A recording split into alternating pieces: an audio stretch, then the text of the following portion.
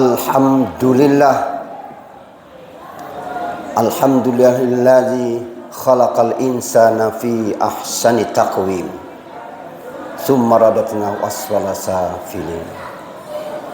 Asyhadu an la ilaha illallah wahdahu la syarikalah, iyyahu na'budu wa iyyahu nasta'in. Wa asyhadu anna Muhammadan abduhu wa rasuluh mab'usu rahmatan lil alamin.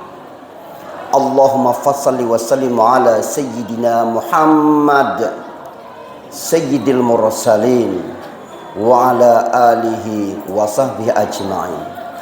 Amma ba'du fa ya ibadallah, usikum bi nafsi bi taqwallah faqad fazal muttaqun. Ittaqullaha haqqa tuqatih wa la tamutunna illa wa antum muslimun. Sadaqallahul aliyyul azim. Kaum muslimin, sidang Jumat Masjid Saiful Islam rahimakumullah. Manusia makhluk terhebat, memang hebat. Justifikasi penciptaan Allah dengan multi sumpah. Pertama, bersumpah dengan buah tin yang berada di Damaskus, tempat Nabi Nuh. Di sana banyaknya tumbuh pohon tin, wattin. Yang kedua, wazaitun, pohon zaitun yang banyak tumbuh di Baitul Maqdis, Palestina. Kemudian waturi sinin, dengan bukit Sinai, bukit Tursina, tempat Nabi Musa menerima wahyu pertama. Haza baladil amin, yaitu kota Mekah yang aman, yang semulanya tempat Nabi Ibrahim menitip anak kecilnya ketika itu Ismail bersama istrinya Siti Hajar, yang melahirkan sejarah air Zam-Zam, sumur Zam-Zam. 4 sumpah Allah menjustifikasi. Untuk apa? Untuk agar kita yakin bahwa diri kita ini diciptakan oleh Allah fi ahsani taqwim, benar-benar sempurna, benar-benar sebaik-baiknya. Maka manusia diciptakan dengan bentuk yang sebaik-baiknya, fi ahsani taqwim. Kita coba melihat sebisa kita mengamati ciptaan Allah. Pertama, kita diciptakan 2 kaki. Cari makhluk Allah yang diciptakan 2 kaki yang amat sempurna. Hanya manusia yang bisa berjalan, bisa lambat, bisa agak cepat, bahkan bisa berlari dengan kakinya tapi tidak tumbang. Tapi coba lihat binatang, sapi, kambing, kucing, 2 kaki, 2 jari, tapi kakinya berjalan tetap dibantu dengan jarinya. Manusia hebat. Manusia diciptakan dengan suara bervariasi. Mungkin ada burung yang indah suaranya, tapi tidak terlalu banyak variasinya. Mungkin ada binatang diciptakan dengan suara, tapi tidak banyak variasinya. Tapi manusia diciptakan Allah dengan suara, bisa besar, bisa kecil, bisa bervariasi, bahkan bisa menjadi penyanyi, penyair dan sebagainya. Punya rambut.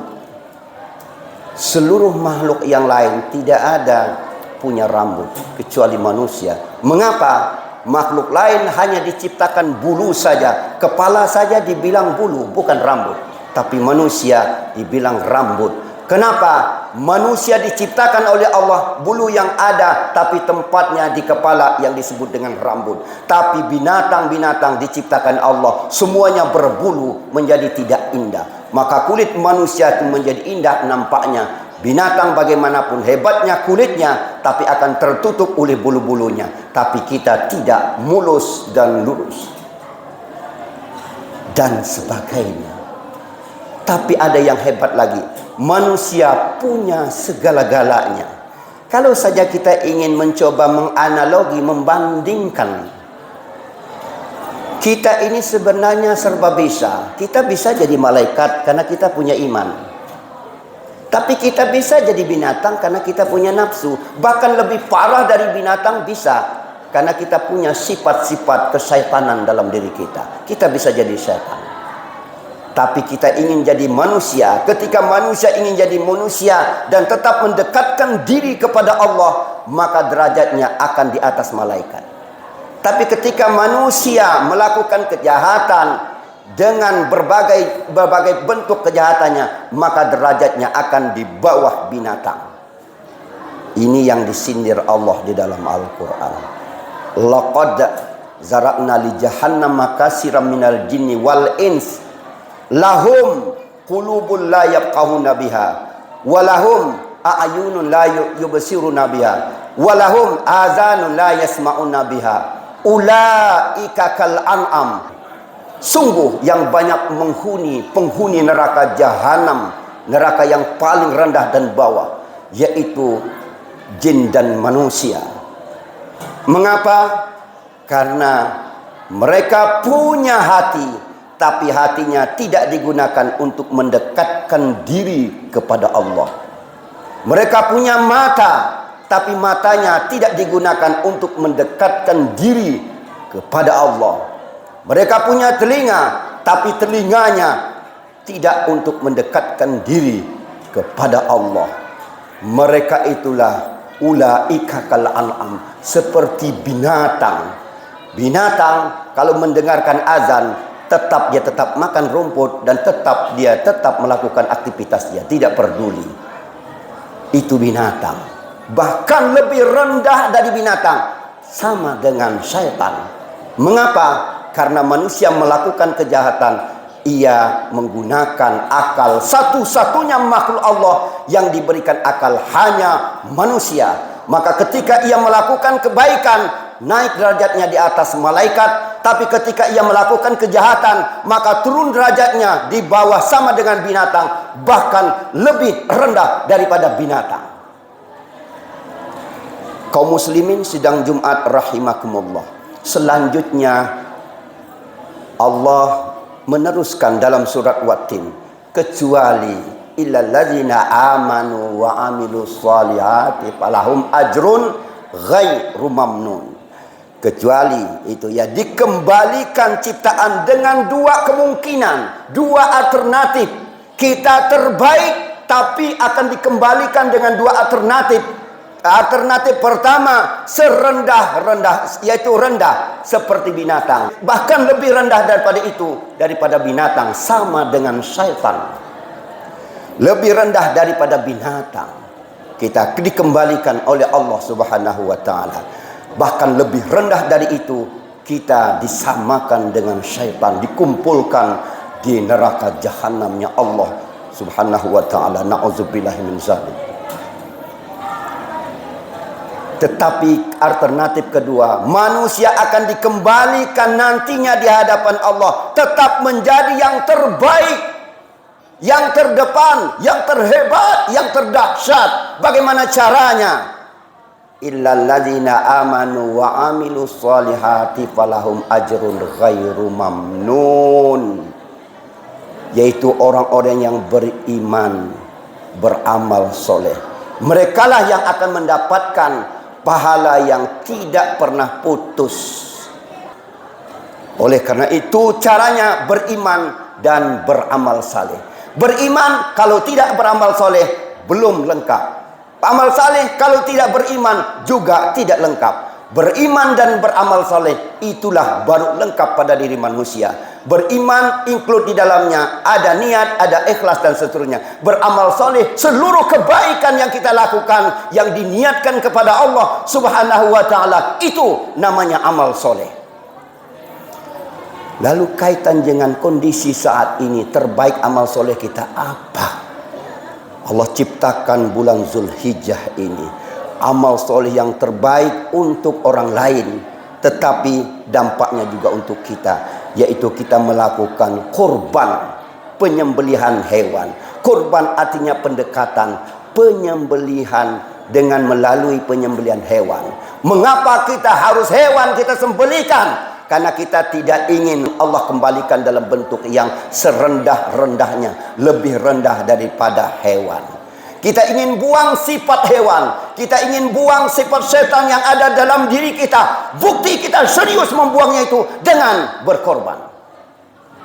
Mungkin dalam harta kita itu kita dapati ada dengan nafsu, baik nafsu dengan cara binatang, bahkan nafsu dengan cara setan.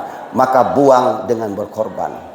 Mungkin ada yang tidak halal yang kita dapati dari harta itu, maka simbolnya adalah benda materi, yaitu binatang, kita sembelihkan. Tapi sesungguhnya bukan menyembelih binatang itu, tapi menyembelih sifat-sifat negatif, dosa-dosa yang kita lakukan, yang menebal dalam diri kita, yang mengkrisal dalam diri kita. Buang, bersihkan. Itu adalah rinso, itu adalah baiklin kita dengan melakukan korban. Dan lebih jauh dari itu, apapun binatang yang kita korbankan nanti ini, dia akan datang di hadapan Allah menjadi saksi satu perkataan dia, inilah orang yang mengorbankan saya ya Allah. Maka api neraka jauh daripada orang yang berkorban itu. Sedikit tapi pahalanya luar biasa di sisi Allah Subhanahu wa ta'ala. Semoga Allah memberikan bimbingan kepada kita semua, sehingga kita menjadi orang yang terbaik di sini dan terbaik di sana di sisi Allah Subhanahu wa ta'ala. Amin, Allah amin ya rabbal alamin.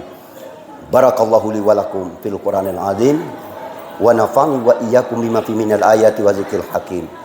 Aqulu qawli hadza wa astaghfirullahal azim li wa lakum wa lisairil muslimina wal muslimat wal mu'minina wal mu'minat fastaghfirhu innahu huwar ghafurur rahim. Allahumma shalli ala sayyidina